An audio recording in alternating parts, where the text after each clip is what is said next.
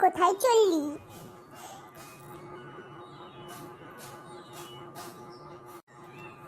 এই তো যাচ্ছি একটু।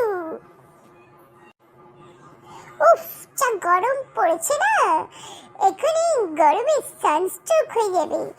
যাস না এমনি, ছাতা নিসনি? না, এই ছাতা নিয়ে বেরোইনি তো রে। আমিও একটুখানি যাচ্ছি, সামনেই যাবো আর তারপরেই চলে আসবো। তুই কোথায় ঘোরাঘুরি করছিস মদনা?